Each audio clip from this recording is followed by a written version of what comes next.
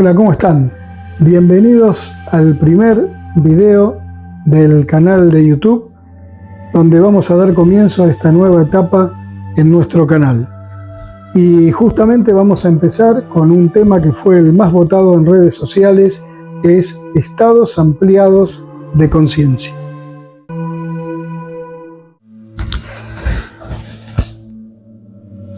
En la década de los 50, un banquero de la JP Morgan, Gordon Wasson, se dedicó a investigar junto con su esposa, una pediatra, Valentina Pavlova, aquellos hongos que tenían propiedades psicoactivas.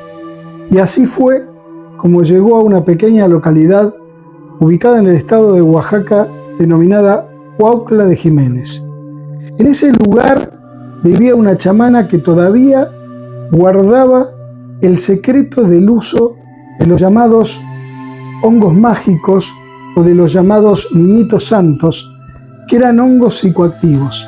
Y Gordon Wasson fue justamente el primer hombre blanco que después de casi más de 600 años participaba de una experiencia de hongos psicoactivos y una experiencia tremendamente transformadora, porque esto llevó a Gordon Wasson a seguir investigando este tema y otros temas que vinculaban a las sustancias psicoactivas en los orígenes de la filosofía y en los orígenes de la religión. Hoy día, en pleno siglo XXI, este tema de los hongos psilocíbicos, los hongos mágicos, los hongos que tienen un compuesto que se llama justamente psilocibina, está muy de moda. Está muy de moda en todo el área de Latinoamérica, está de moda en Estados Unidos, donde muy pronto la sustancia que contienen estos hongos, la psilocibina, va a ser autorizada para su uso no como psicofármaco, sino para tratamientos psicoterapéuticos, lo cual es un verdadero cambio. Por más que ingresen a esto las compañías farmacológicas, de que un compuesto sea útil para el uso psicoterapéutico. Y también está de moda esto que se llama microdosis, que son justamente el uso también de estos hongos, ya sea molidos, puestos en cápsulas, con dosis muy pequeñas de aproximadamente 100 miligramos o 200 miligramos en tratamientos por ciclos que se producen y llevan entre 2 meses o 3 meses aproximadamente. Estas microdosis se están utilizando para el tratamiento de los estados de estrés postraumático y también para cuadros de depresión. Pero lo más interesante de todo es que este uso de los hongos justamente como elemento fundamental en procesos psicoterapéuticos tiene su origen o su antecedente en un personaje, en un hombre que quizás hoy día esté un poco olvidado y que es el doctor Salvador Roquet. El doctor Salvador Roquet era un médico psiquiatra y psicoanalista mexicano que en la década de los 60 comenzó a utilizar todas sustancias psicoactivas utilizadas por viejos chamanes en el uso justamente de una construcción psicoterapéutica a la cual llamó psicosíntesis. Janine Rodiles es una escritora que justamente en este libro, Una terapia prohibida, cuenta la vida del doctor Salvador Roquet. Salvador Roquet, como médico psiquiatra, tuvo en sus comienzos una experiencia que por un lado le causó un profundo malestar y por otro lado lo transformó y le dijo que por aquí, por ese camino había algo. Participó de una experiencia, de un experimento en el año 1957 con mescalina. Se presentó como voluntario para que le inyectaran mescalina y sufrió una crisis, podríamos decir quizás una crisis psicótica, que le valió estar internado y tuvo que ser medicado justamente por esta crisis. Pero cuando salió de ese episodio, se dio cuenta que estas sustancias que utilizaban los chamanes de los distintos lugares de México, como el hongo de peyote, como las pequeñas semillas de la planta llamada ololiuqui, que es la famosa campanita que conocemos en nuestro medio, que utilizaban también el toloache, que es justamente esa planta que tiene una especie de campana mucho más grande, el floripón, lo conocemos en nuestro medio también, y también utilizaban justamente estos hongos psilocíbicos de distinto tipo, a lo que le llaman pajaritos, que son aquellos que crecen en los árboles, los que le llaman también tumberos, que crecen en la roca, y también aquellos que crecen en el suelo, que estos eran los hongos que utilizaba justamente María Sabina.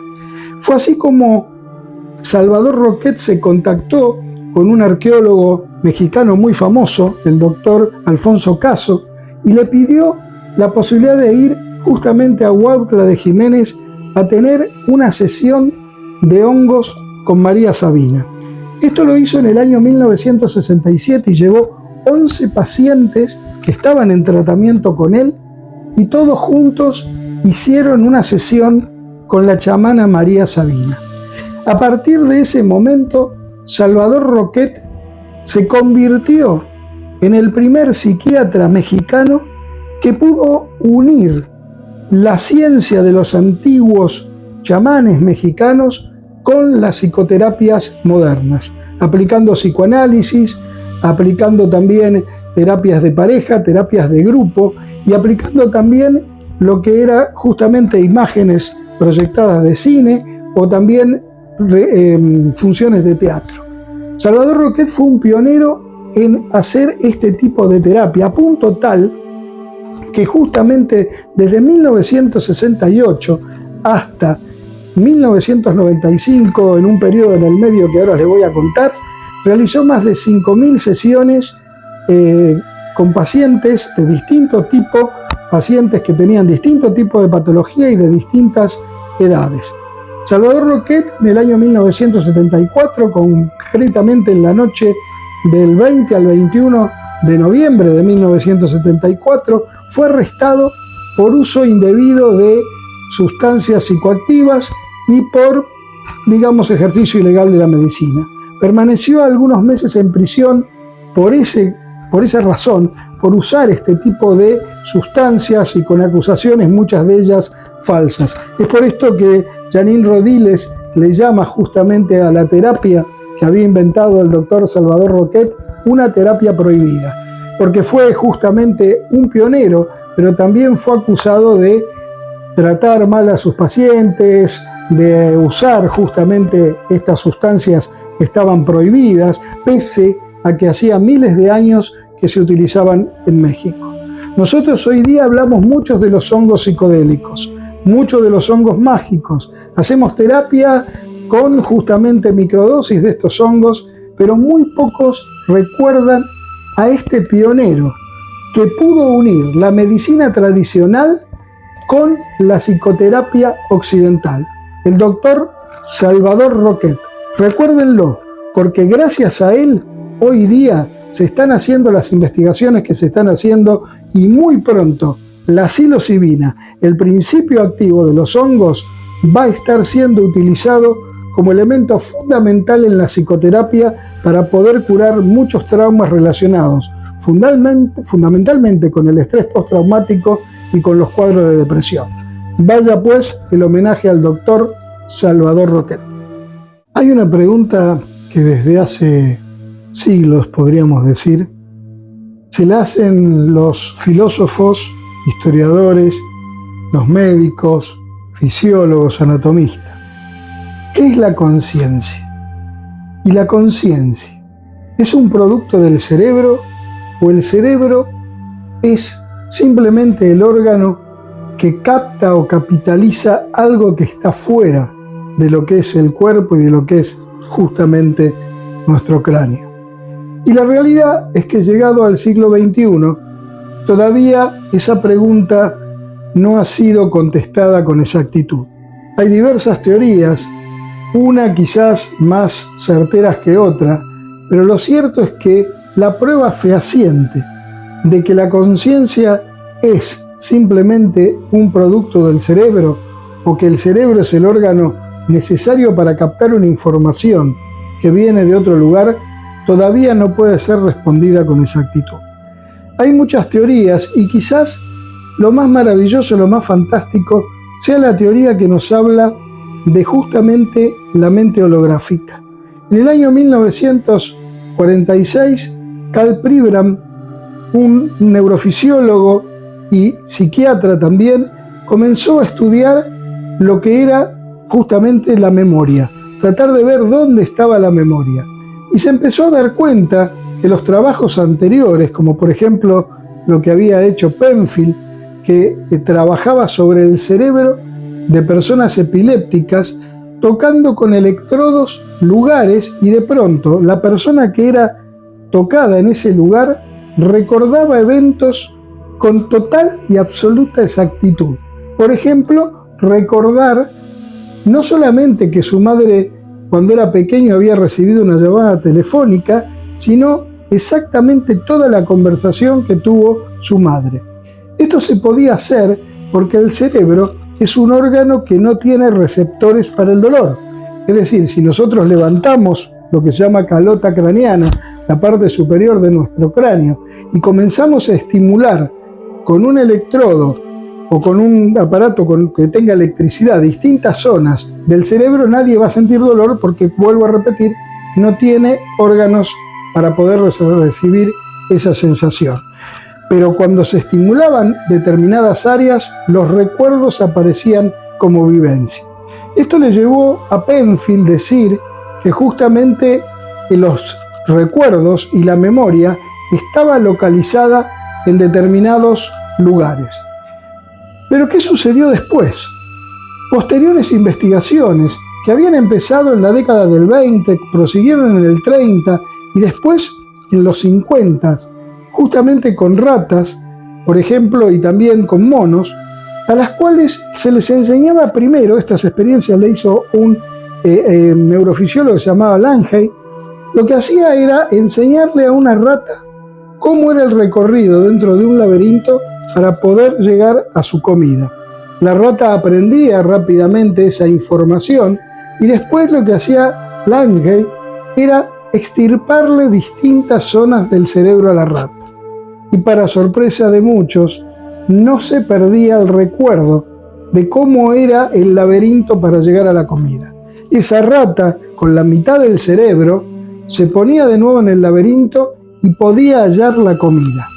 Estos experimentos también se repitieron con la visión en gatos y también se repitieron en monos. Karl Pribram había trabajado justamente con este neurofisiólogo y ahí empezó a pensar que la memoria quizás no estaba localizada en un solo lugar, sino que estaba expandida por todo el cerebro, pero no tenía pruebas de ello, no sabía cómo era el mecanismo. Recién en 1960, cuando se inventó el holograma, y el holograma es una imagen tridimensional que surge a partir del choque o el entrelazamiento de dos ondas, en este caso dos ondas producidas por un rayo láser que una imprime sobre la placa holográfica y la otra sobre la figura que se pretende se transforme en un holograma. Cuando estos dos haces de luz se juntan en esa placa holográfica, se produce un entrecruzamiento de ondas, un patrón de ondas. Y ese patrón de ondas, que prácticamente no dice nada, cuando de pronto es iluminado con otro rayo láser, aparece la imagen holográfica, la imagen en 3 dimensiones. Y estas ondas no solamente tienen que ser ondas de carácter de luz, ondas fotónicas, sino que también pueden ser ondas de sonido, ondas electromagnéticas, y allí surge lo más interesante de todo, porque Pribram pudo darse cuenta de que la memoria podía ser grabada de manera holográfica en nuestro cerebro. Pero si la memoria se grababa en forma holográfica, ¿cuál era el patrón de entrecruzamiento de esas ondas? Y allí se dio cuenta que las neuronas emiten pequeños campos eléctricos y van haciéndolo una tras otra las millones y millones de neuronas que tenemos en nuestro cerebro. Entonces hay un entrecruzamiento permanente entre distintas neuronas y entre distintos grupos de neuronas, haciendo que este patrón de entrecruzamiento, patrón de interferencia entre las ondas sea prácticamente infinito, y así se grababan los recuerdos. Esa actividad eléctrica que generan las neuronas provoca justamente un estado de ondas cerebrales, una actividad eléctrica del cerebro, que puede ser medida mediante un aparato que se llama justamente electroencefalógrafo. Así es que, de alguna manera, cuando uno pone electrodos y puede medir la actividad eléctrica del cerebro, vamos a ver que prácticamente tenemos 4 estados o 4 tipos distintos de onda. La onda beta, que es el estado de vigilia o representa el estado de vigilia, las ondas alfa, que aparecen en el mismo momento en que cerramos los ojos. Cuando cerramos los ojos, nuestro cerebro baja la intensidad de esas ondas eléctricas y transforma justamente en otro patrón de ondas que se llama alfa. Hay otro patrón muy interesante, porque es generalmente el patrón donde se producen las alucinaciones que se llaman hipnagógicas o hipnopómpicas, que son las que suceden antes de dormirnos o al despertar. Es un estado que dura muy pocos minutos, si se quiere. Es el estado de adormecimiento, cuando una persona está entrando en el sueño o está a punto de despertar. Ese es el estado donde generalmente aparecen estos fenómenos que nosotros llamamos de orden paranormal, o aparecen los fenómenos de trance, o aparecen los fenómenos que nosotros podemos ver, o mejor dicho, cómo el cerebro se coloca en ese estado teta cuando, por ejemplo, se consume alguna sustancia psicoactiva. Y finalmente existe otro estado, que es el estado delta, que es cuando uno ya está durmiendo, donde prácticamente toda la actividad cerebral baja. El estado de vigilia, el estado que un electroencefalógrafo puede medir como ondas beta, es el estado que yo tengo en este momento cuando estoy hablándoles a ustedes, es lo que se llama el estado normal o el estado de conciencia normal, el estado ordinario de conciencia. Pero ¿qué sucede cuando de pronto uno, por entrar en una meditación, entrar en una etapa de aislamiento sensorial, un ayuno prolongado, consumir alguna sustancia psicoactiva, el cerebro cambia la experiencia, cambian las ondas cerebrales, pero también la experiencia subjetiva que se percibe, y se entra en lo que se dio en llamar estados ampliados de conciencia. Cuando suceden por cualquiera de estos medios, la hipnosis también, nuestro cerebro cambia el patrón de ondas electroencefalográficas, también hay un cambio en la experiencia subjetiva. Se abre de alguna manera el telón de lo que nosotros estábamos vivenciando y el cerebro amplía la capacidad de recibir información. Son estos estados ampliados que se utilizan en psicoterapia, son estos estados ampliados que lo han utilizado los distintos chamanes de distintas partes del mundo para poder justamente entrar en otra parte del espectro de la realidad y poder obtener información desde allí y luego esa información llevarla y transmitirla a su propia comunidad. Hay mucho más con respecto a esto. ¿Qué neurotransmisores se ponen en juego? ¿Qué sustancias son capaces de abrir la llave hacia lo que es la trascendencia o a estos otros lugares? Pero eso es tema para otro video.